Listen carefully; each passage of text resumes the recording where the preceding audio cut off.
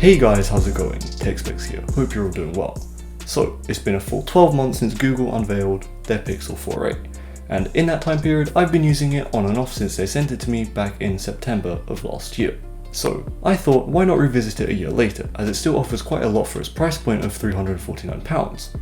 But is it still the budget king? Let's find out.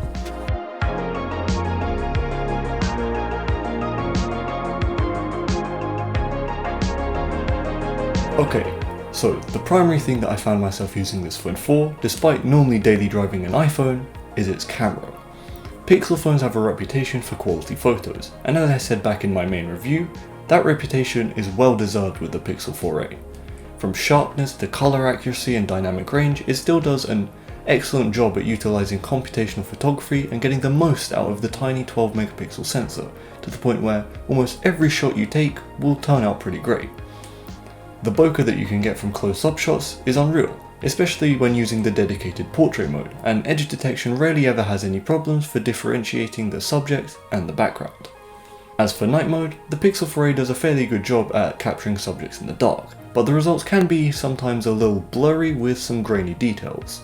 However, you can still get some cool looking shots if you happen to see any stars in the sky, but overall, for night mode in general, I'd recommend using a tripod instead of just holding your phone in your bare hands so that you get a sharper result.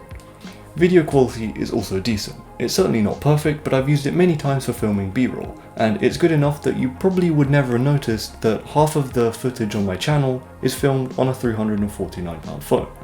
I will say that right out of the camera, colours can be somewhat flat and details might not feel as sharp as they are in photos, but for normal shots outside, it's adequate for the average person's video needs.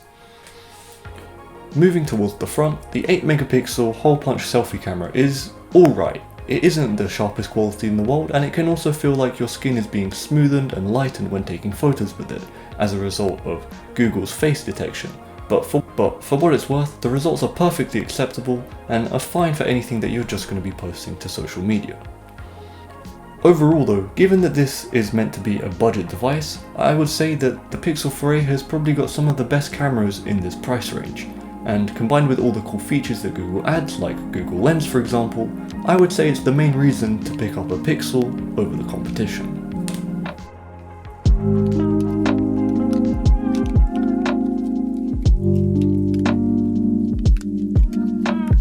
Next up, the general design and display. I'm sure you already have got a feel for how the Pixel 4a looks, you've probably seen it already a million times, so I'm not going to go into how it looks and its design too much, but more about how the whole thing has held up with usage.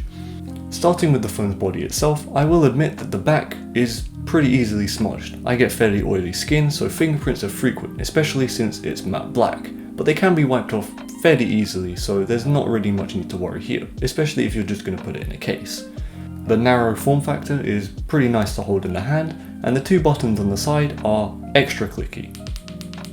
Sometimes even too clicky if it's in a quiet environment. The rear fingerprint scanner is also pretty useful to have in the age of face masks. There's rarely ever any issues to do with misscanning, and the super fast and intuitive unlocking is something that I come to miss even when I go back to my iPhone.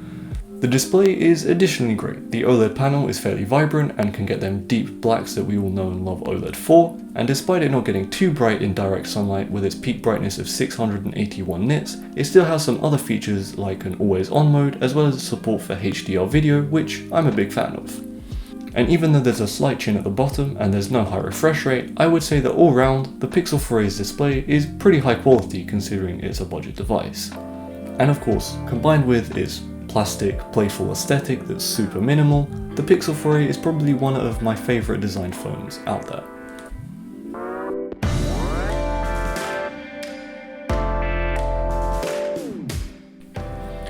Moving on, the next thing is performance. The Pixel 4a has a Snapdragon 730G processor inside of it, and as I mentioned in my original review, it's not a powerhouse to say the least. For basic things like multitasking, browsing the web and social media, it handles it all just fine, but when it comes to things like taking photos, or playing some more intensive games, or watching HDR video, it starts to show its limits. For example, when taking any photos, you have to wait a couple seconds afterwards for it to fully process, and when playing any graphical games like Asphalt 9 or even Minecraft on the highest settings, You occasionally get some dropped frames here and there, but it's never enough to not let you do anything. 9 times out of 10, it will be handled just fine. I will say though that generally when doing anything intensive or even just using it for long periods of time, the Pixel 4a can get a little toasty to the touch, which maybe is a result of the plastic body, but as I said, for most people's needs of social media, messaging, watching videos, it runs smoothly and doesn't ever overheat or anything like that. It's just when you're pushing it to its limits that you might feel the strain. And speaking of pushing it to its limits, let's talk about the battery. Battery life on the Pixel 4a is fairly respectable. You can easily go a full day without charging and get around 4 to 5 hours of screen on time, all whilst the always on display is enabled during standby.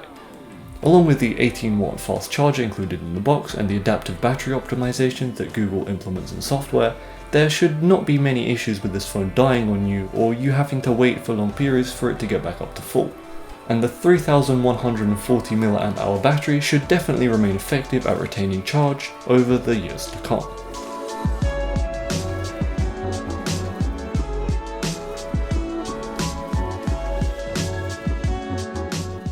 This then brings me to the last thing, software.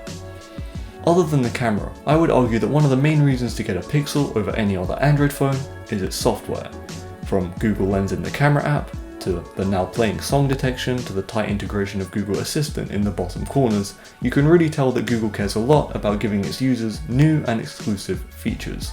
Combined with the fact that Google always prioritizes Pixels to get the next version of Android first, and that, at least for me, the stock version of Android looks a lot nicer and more consistent when compared to other Android skins, if you like having a lot of neat software tricks and that iOS level certainty of being able to get the latest software update, then the Pixel 4a is definitely a solid choice.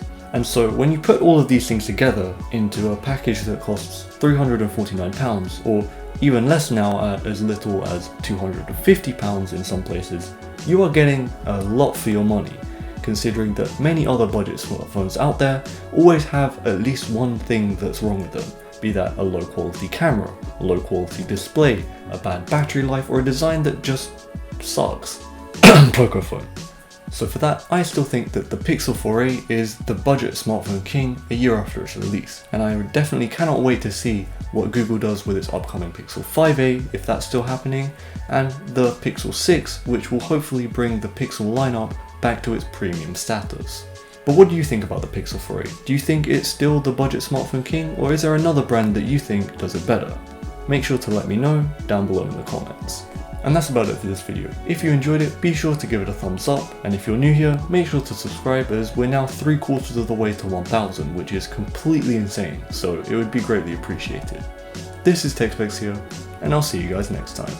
Peace.